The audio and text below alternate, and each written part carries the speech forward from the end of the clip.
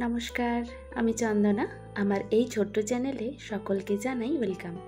বন্ধুরা, তোমরা যে যেখান থেকে আজকে আমার এই ভিডিওটি দেখছো, আশা করি সকলে তোমরা খুব ভালো আছো, সুস্থ আছো, আর আমরাও বেশ ভালো আছি।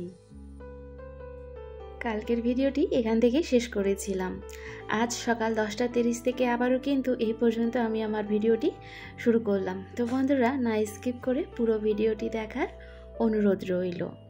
তোমাদের দাদাভাই খাওয়া দাওয়া করে অফিসে, বাবু গেল স্কুলে, আর এই যে আমি আমার এখন কাজ শুরু করলাম। আগের মতো আর সকাল থেকে ভিডিও শুরু করতে পারছি না, যেহেতু ছেলের এক্সাম শুরু হয়ে গিয়েছে। ওই সকালের সময়টুকু ছেলেকেই দিতে হচ্ছে। এখন তো বাবু স্কুলে 1.5 ঘন্টার মতো থাকবে। চেষ্টা করব এই সময়টুকুর মধ্যে সংসারের সমস্ত কাজগুলো যেন সেরে তুলতে পারি।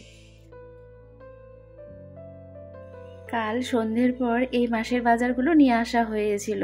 অবশ্য আমি ব্যাগ খুলে দেখিয়েছিলাম, তারপর যেন আর গুছানো হয়নি, এখানে এইভাবেই রেখে দিয়েছিলাম।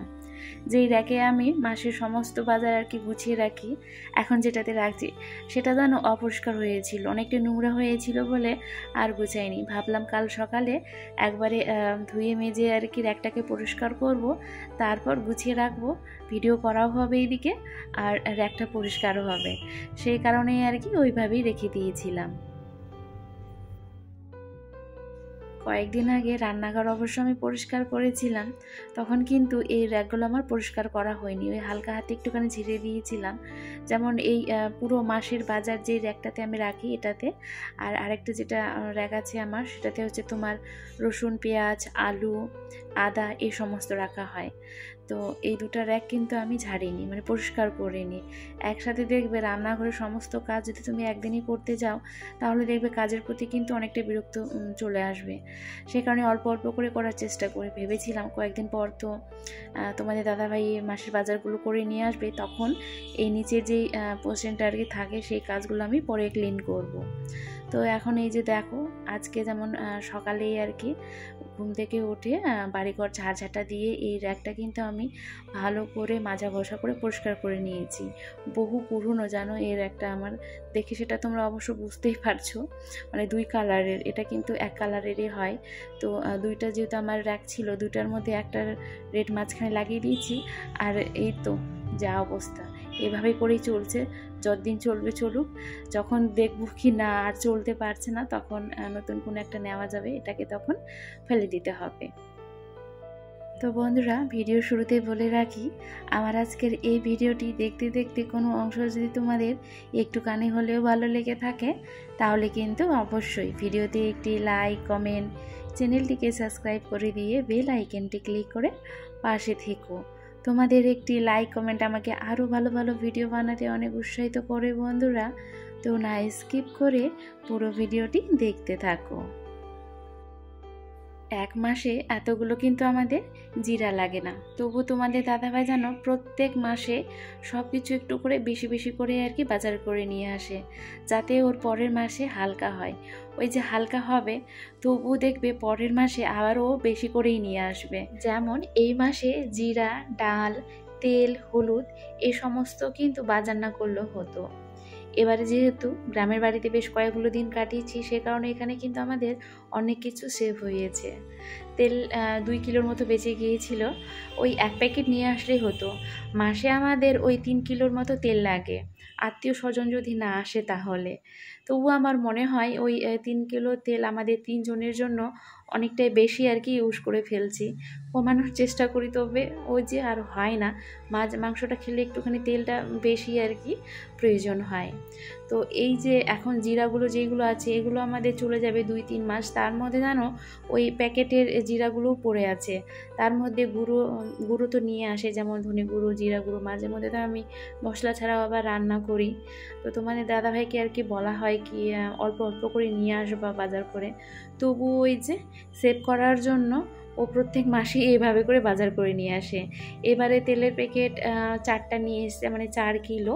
3 কিলো এমনি নর্মাল যেটা সর্ষের তেল আমরা ইউজ করি, আর হচ্ছে সাদা তেল 1 প্যাকেট নিয়ে এসে। সাদা তেলটা আমাদের খুব কম ইউজ হয়, ওই লুচি টুচি করলে। আর অত তো আমাদের অয়েলি জিনিস বলতে গেলে খাওয়া হয় না আর কি।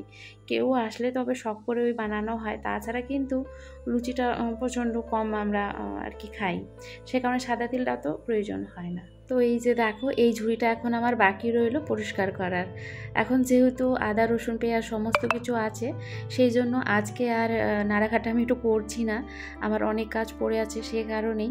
আর যা বুঝতেই পারছো, বাবু চলে আসবে স্কুল থেকে, সে কারণে চটপট করে আর কি কাজগুলো করছি। অন্য একদিন ওই ঝুড়িটা আর কি যেদিন দেখবো কি শেষ হয়ে আসছে রসুন পেঁয়াজ আদা, সেই দিন ওই ঝুড়িটাকেও মেজে ঘষে পরিষ্কার করে নেব।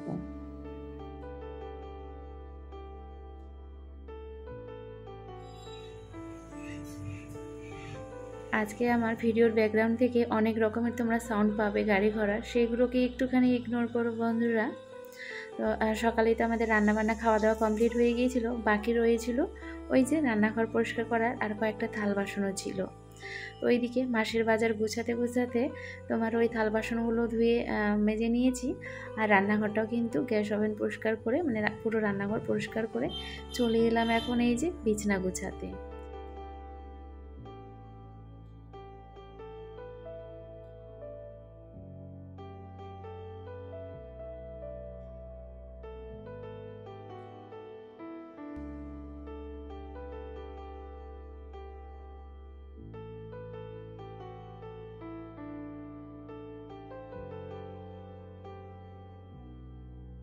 মাসের বাজার গুছানো হলো, রান্নাঘর পরিষ্কার করা হলো, থাল বাসন ধোয়া হলো, এই রুমের বিছনা চাদর ঝেড়ে ঝুড়ে সুন্দর করে পেতে রুমটাও পুরো ঝাড় দিয়ে চলে এলাম এখন এই যে এই রুমে।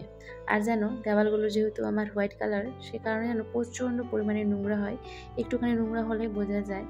আর আমি অনেক ভিডিওতে অবশ্য বলেছি, এই বর্ষার সময়টা জানো প্রচণ্ড পরিমাণে পোকা হয় এই রুমগুলোতে। আর ওই যে লাইট জ্বালানো থাকে, লাইটের কাছে বেশি হচ্ছে তোমার ওই পোকাগুলো থাকে, আর ওই জালসির মধ্যে আটকে যায়, মানে জালসি বলতে ওই তোমার যেগুলোকে ঝুল বলে আর কি, সেগুলোর মধ্যে আটকে গিয়ে এতটা বিশ্রী লাগে দেখতে, একদমই ভালো লাগে না। তো সে কারণে হালকা হাতে অবশ্য খুব তাড়াহুড়ো করেই আজকে কাজগুলো করছিলাম, যেহেতু সময় হয়ে যাচ্ছিল বলে। ওই তোমার এই রুমটা শুধু ঝেড়েছি, রান্নাঘর কয়েকদিন আগে পরিষ্কার করেছি, রান্নাঘরে অতটাও এখন নেই ঝুল, পাশের রুমে অবশ্য ছিল। তবে যেহেতু বিছানাপত্র ঝেড়ে ঝেড়ে আমি সুন্দর করে রুমটা ক্লিন করে নিয়েছি, মানে নিচটা ঝাড় দিয়ে নিয়েছি, তো এখন আর ওই রুমের ঝুল ঝাড়বো না। আমার যেন প্রথমে চোখ পড়েনি, এই রুমে আসতে আমার উপরে চোখ পড়েছে, দেখে আর থাকতে পারলাম না, ভাবলাম না আজকে তাহলে এই রুমটা ঝেড়ে ঝুড়ে পরিষ্কার করে নিই, কালকে যখন আবার তোমার বিছানাপত্র ঝাড়বো ওই রুমের আর কি, তখন উপরটা ঝেড়ে নেব, নাহলে ডবল আমার আবার খাটনি হয়ে যাওয়ার, এমনিতেই তাড়াহুড়ো করে আর কি কাজগুলো করছি। আর জানো, প্রথমে আমি চাইলাম কি এই বিছনার চাদরটা ওই তোমার ঝাড়ু দিয়ে পরিষ্কার করে নেব, তারপর ওই যে উপর থেকে তোমার গুটি গুটি পোকাগুলো পড়েছে না, সেগুলো কিছুতেই আর মানে যেতে চাইছিল না, পরিষ্কার হতে চাইছিল না বলে বিছনার চাদরটা সুন্দর করে তুলে নিয়ে আর কি ঝেড়ে ঝুড়ে আবার পেতে নিলাম।